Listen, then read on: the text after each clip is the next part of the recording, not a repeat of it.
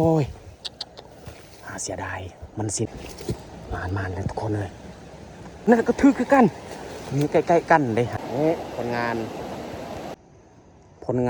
เขาได้หน่อไม้ที่เขาหาได้ในระหว่างเขา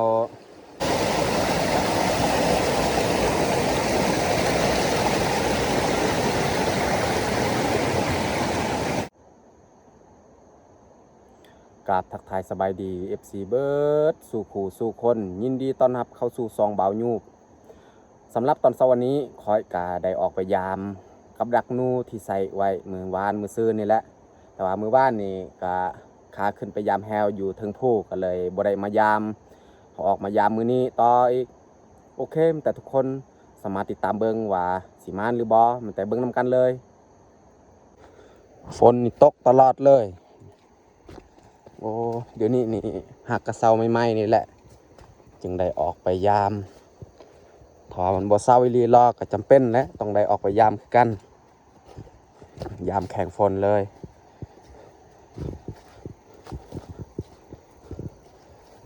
เขาจะมายามหลังทำอิฐเลยอยู่นี่แหละหลังทำอิฐตามแคมสวนมันนี่แหละเพราะว่าตอนเขาไปไส้นี่แมนหลังสุดท้ายแต่ว่าแบบเขามายามนี่หลังทำอิฐเขามาฮอดก่อนทางนี้เขายามเลย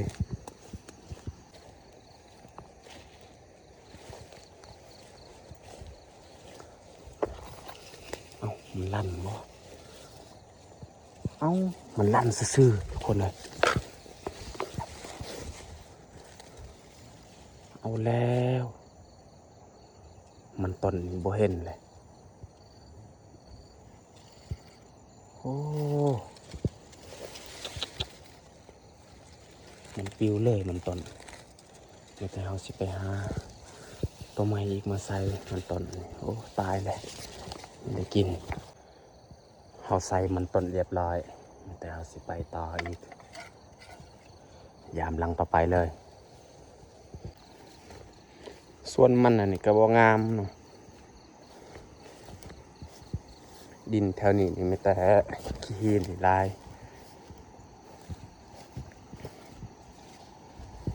เอามาเบิ่งอยู่นี่อีกหลังที่2โอ้ตัวนี้มันถึกแล้วทุกคนเลยมาแล้วโอ้นี่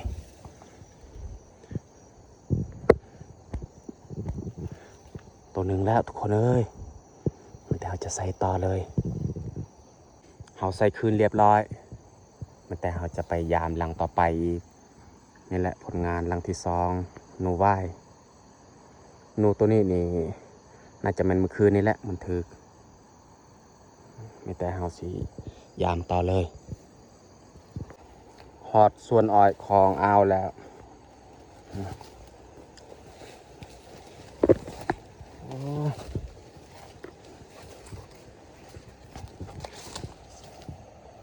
ไปเบิ่งฟังเบิ่งหันก็มีอีกหลังนึงเขาใส่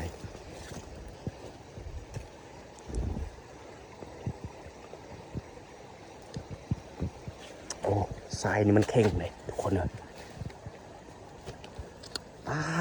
มันถึกโอ้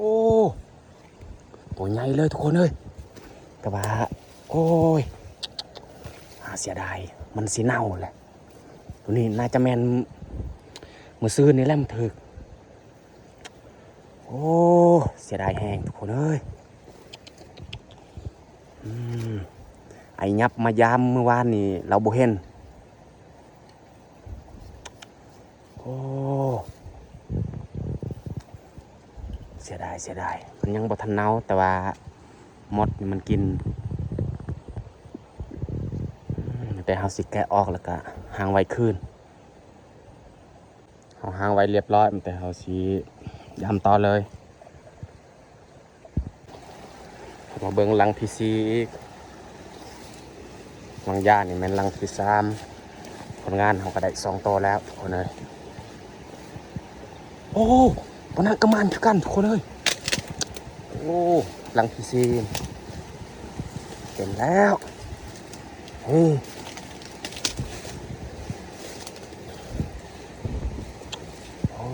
ยมานเลยทุกคนเลย โนวายตัวผู้เลยโอ้มีแต่เอาสิแกะออกเลยโอ้หมดมันกินเบิดเลยผู้อันเอามาเบิ่งลังที่หาอีกโอ้คนนั้นก็ถือคือกันนี่ใกล้ๆกันเลยหัน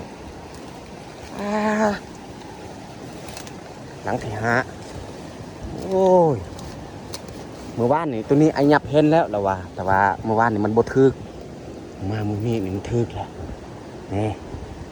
โอ้มีแต่มดมีแต่เฮาสิแกะออกเลยเขายามฝากเบิ่งนี้ก็ถือว่าสำเร็จแล้วเขายามไปได้นี่ได้5ลังแล้วนี่ผลงานก็แค่แน่อยู่ผลงานนี่เขาได้5ลังนี่4โตลังทมิดนี่ก็มันเอากินคือกันมันตนโตเฮาใส่หั่นแต่ว่าน่าจะแม่นมันหลุดแล้วแต่เฮาสิยามลังต่อไปอีกเอาคามห้วยฟังเบื้องหันอีกเบื้องส่วนอ้อยของไอ้ยึงเอามายามต่อเอายามแต่เทิงลุ่มๆเลยตามแคมสวนโอ้ยนี่อ้อยนี่มันล่มเลยลมพัดแห้งขนาดเมื่อคืนนี่มีทั้งลมแล้วก็ฝนไปนำคนละปลูกนี่มันลมง่าย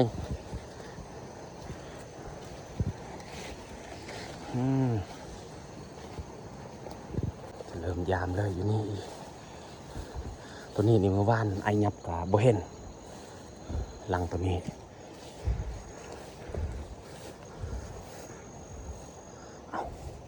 อีใส่โอ้ตัวนี้มันลั่นซื่อๆคนเอ้ยสงสัยมันได้กินแล้วมันตอนแม่นี่ลิฮะลั่นซื่อๆแต่เอาใส่คืนอีกเอามันต้นมาใส่คือว่าสิมานโคลังนี่โอเคอยู่เอาใส่เรียบร้อยแต่เอาสิไปต่ออีก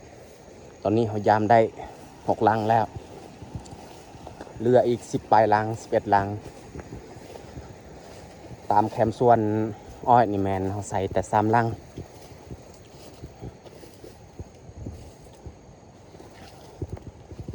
อยู่นี้อีกนี่ลังหนึ่งเขาใส่จอบเบิ่งเลย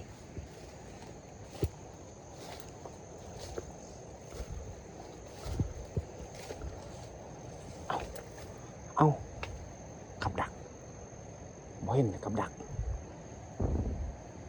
เอาแหละมันอยู่ใส่โอ้สุดท้ายอยู่นี้กับดักนี่บ่ถึกไปอีกลังต่อไปเบิ่งมันกินอ้อยลายขนาด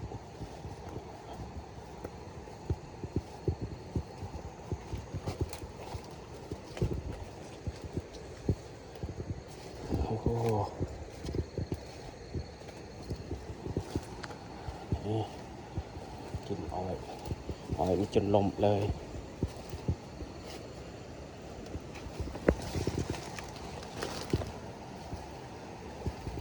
โอ้ตัวนี้ก็บ่ถึกคนเลย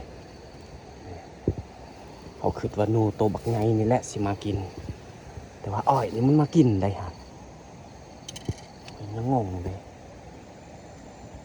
กับดักเฮานี่มันบ่กินมันตอนเขาใส่เอ้าแต่เฮาสิไปอีกพยายามหลังต่อไปเลยจากนั้นนี่ฝนน่าจะตกอีก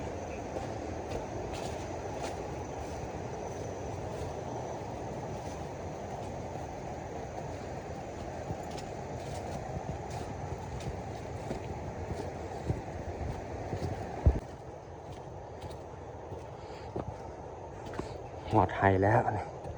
ตามแคมป์ไฮเฮาสิย่างไปยามเลย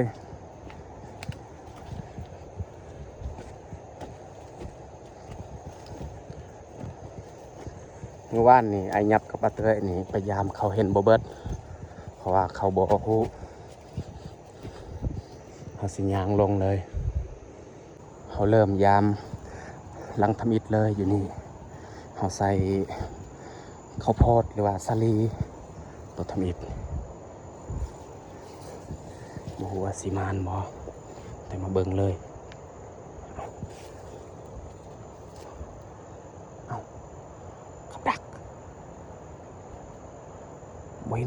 ทุกคนเลย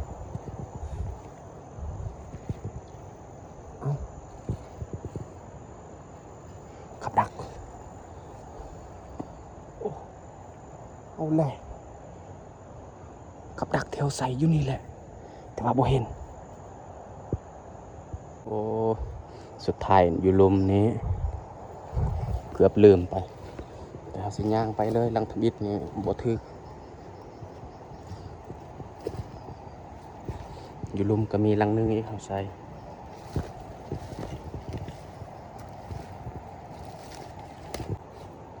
เขาสิลงไปเบิ่งเลยโอ้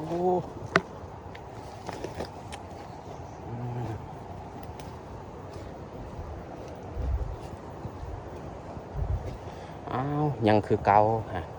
ตัวเขาใส่ข้าวโพดมันบ่กินแต่สไปอีกยามเลยให้มันเบิดยังอีกเก่าลัง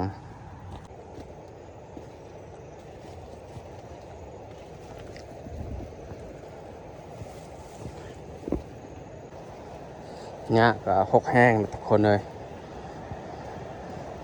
แต่ว่าฝนตลอดนี่บ่ค่อยมีเวลาลงไปเสียหญ้าเขาเสียหญ้าตอนฝนตกนี่หญ้ามันบ่ตาย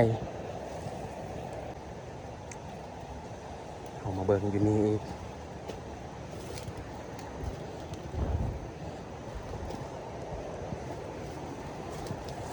โอ้ตัวเขาใส่ข้าวโพดนี่มันบ่กินตายแล้วเอ้ามาได้ไปเลย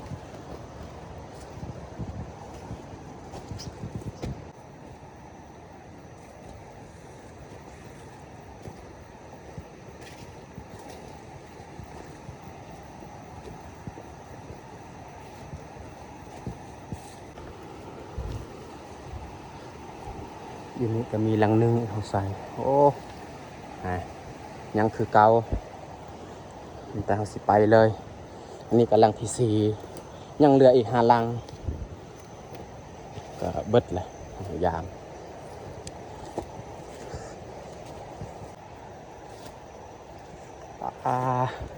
ลังที่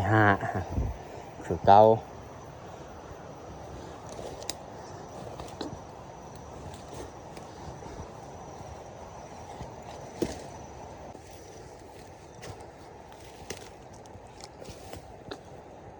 อยู่ลุมมันก็มีลังนึงอีก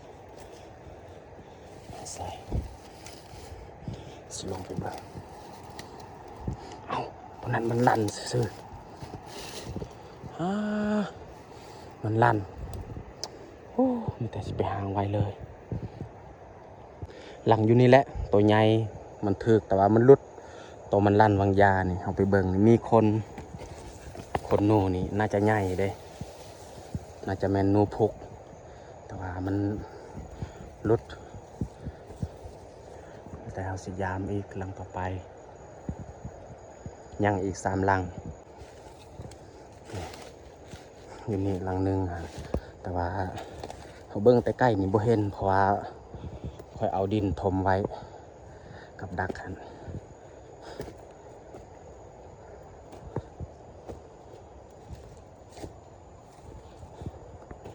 เหลืออีก2 ลังอยู่เทิง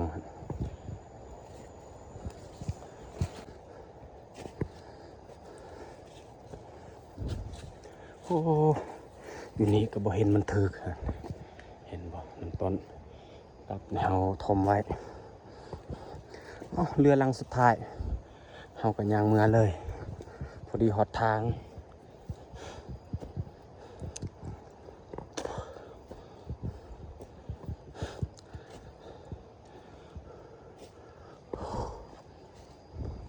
โหอยู่เทิงเฮาบ่ต้องขึ้นไปเบิ่งดอกเฮาเห็นแล้วแต่นี่ว่ามันบ่ถึก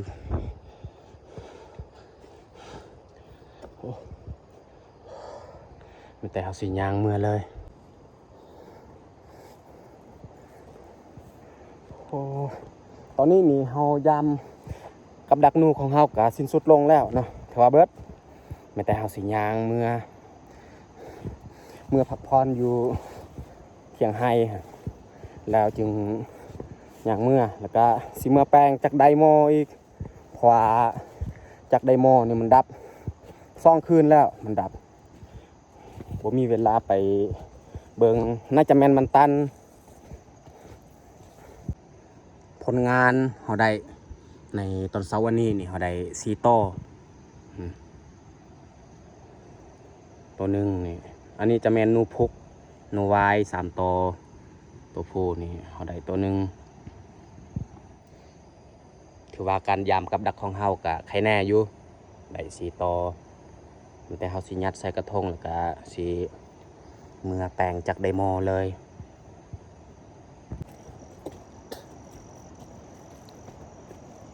โอ้มีแห้งอยู่พยายามกับดักนั่นนี่ว่าใครแน่ว่าบ่ได้นู่นนี่โอ้คือเมื่อวานนี่แหละเขาขึ้นไปยามแหวอยู่ถึงผู้แห้งไกลอีกแต่ว่าบ่ได้สัตว์อีกยังเลยรู้สึกว่าอยากท้อแหละได้การออกล่าสัตว์นี่ทรมานแนวนี้นี่แห้งคักแบบดุเขาอยากไปถ้าว่าบ่ได้นี่เขาก็รู้สึกว่าขี้คร้านมีแต่เขาซีเมื่อแล้วก็เบิ่งหน่อไม้ตามแคมห้วยแล้วก็แปลงจากไดโมเลยเพราะว่า2 คืนแล้วอยู่มืดอยู่แบบบ่มีไฟหญ้าแห้งอยู่บ่มีไฟ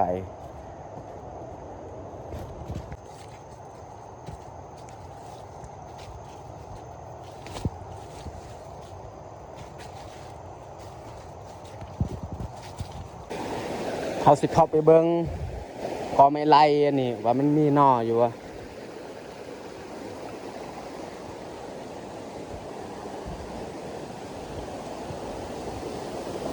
โอ้มีอยู่คนเอ้ย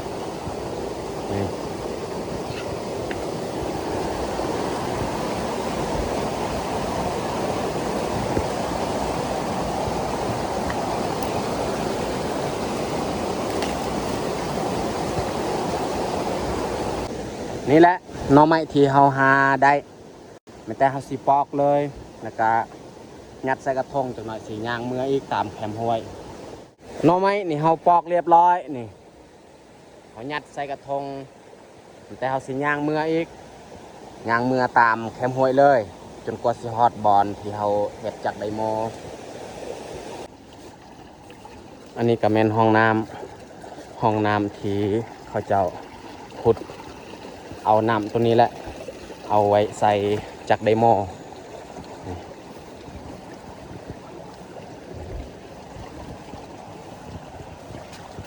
ส่วนจากไดโมของเฮานี่อยู่เทิงพุ่นแหละ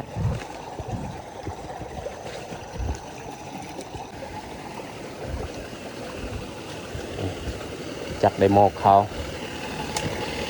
โอ้มันเป็นใบพัดแห้งขนาดของเฮานี่บ่แม่นอื่นมันเป็นบ่แห้งเพราะว่าท่อมันสั้น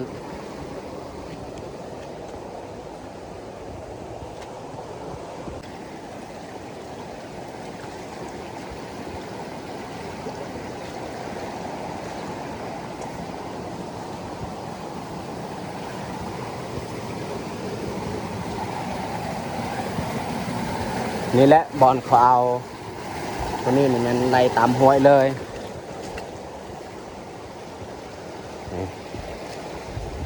เขาตันเอาน้ำ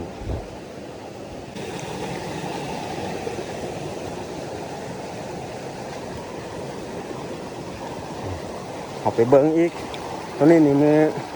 ก้อนเขามาเขากับมาเบิ้งแล้วก็ไม่ไผ่ตัวนี้แต่ว่าเขาเอาแล้วเขาลองหาเบิ้งอีก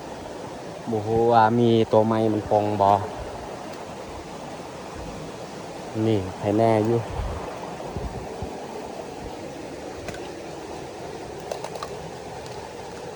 โอ้น่าจะบ่มีแล้ว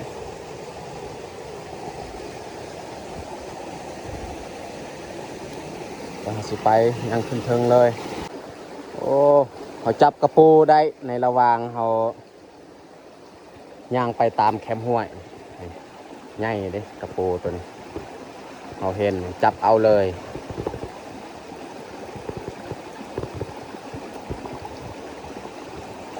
แต่เอาสิย่างต่อเลย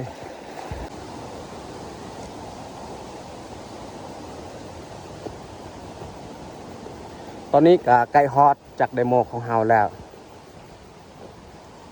สิย่างขึ้นไปเลย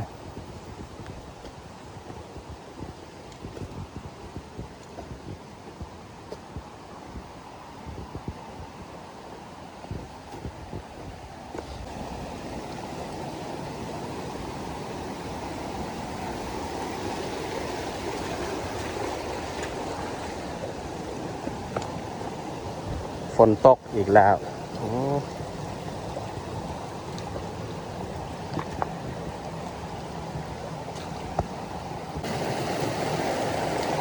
น้ำนี่โคตรลายเลยทุกคนเลย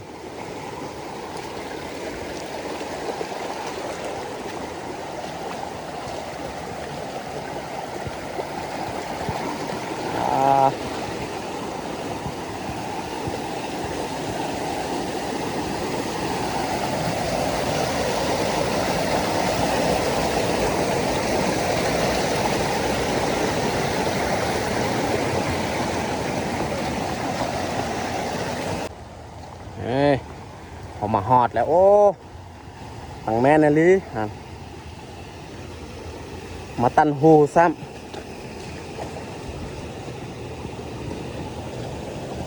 สมพอและมันบออยู่บ้านมันบุหุ่งนี่สาเหตุตอนนี้นี่เขาเอาออกเรียบร้อยไม่ตัวมันคาอยู่ในผู้แต่เขาสิขึ้นไปเบิงอยู่เทิงอีกช่วงฤดูฝนแนวนี้แหละน้ำนี่มันลายมันพัดเอาไปจักอีหยังไม่ก้อนหินบอมันเอาไปเลยพอดีแล้วมันไปตันขอบของเฮา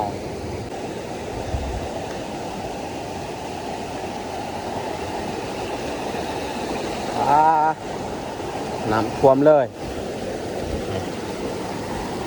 นี่แหละมันตันเห็นบออยู่ลุ่มหันบ่ค่อยมีน้ำ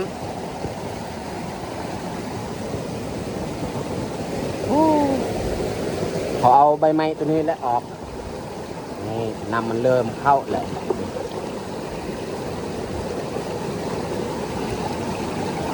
ตอนนี้เขาเอาใบไม้ออกเรียบร้อยแต่เขาสิขึ้นไปเบิ่งอยู่เทิงเพราะอยู่เทิงมันมีกอไม้ไผ่เขาสิมาเบิ่งหน่อไม้อยู่เทิง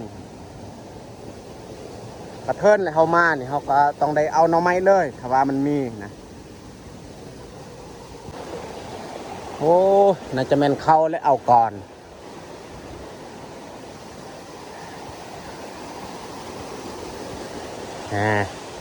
ทางแม่นี่ลิบ่เห็นมีเลยฮะโอ้ถ้าว่ามันมีนี่นอบักใหญ่หรือได้อยู่นี่โอ้นี่ยังอีกนอเดียวนี่แหละเขาบ่เห็นน่าจะแมนมันบ่ทันป้องตอนเขามาเอานี่เขาเอาแล้วเขาจะขึ้นไปเบิ่งอยู่เทิงอีกเพราะว่าอยู่เทิงหันก็มีแล้วก็สิมาปอกอยู่นี่เลยจากหน่อยปอกบัดเดียวถ้าว่าเขาได้อยู่เทิงแต่พยานเข้าและเอาก่อน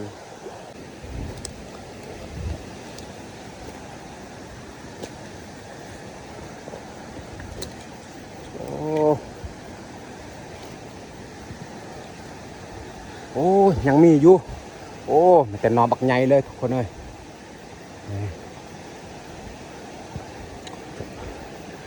แต่เขาสิหักเอาเลยแต่ว่าตอนหักนี่บริทายนี่หน่อไม้เขาขึ้นไปเอานี่โคตรลายสิว่าลายกับบลายแต่ว่านอใหญ่ๆเลยโอ้คักเขาปอกหน่อไม้ก็สำเร็จเรียบร้อยแต่เขาจะยัดใส่เลยแล้วก็สิเมื่อเพราะว่าตอนนี้ก็เวลา 12 โมงยังแล้วพอดีเขายางเมื่อบานเลยนี่แหละเขามัดเมียนนี่ส่วนนู่นแมนเขาห่อไว้ในใบไม้แล้วก็หน่อไม้อันแมนในใส่กระทงเลยเพราะว่ามันเต็มเขาก็ห่อไว้ในนี้เลย แต่เฮาสิเกียมย่างเมื่อแต่เฮาสิย่างเมื่อเลยเพราะว่าตอนนี้ก็เวลา 12 โมงแล้ว และสำหรับคลิปนี้ก็น่าสิจบลงอยู่นี่เลยถ้ามักคลิปแบบนี้ก็อย่าลืมกดไลค์กดแชร์กดติดตามเพื่อให้กำลังใจในเฮ็ดคลิปต่อๆไป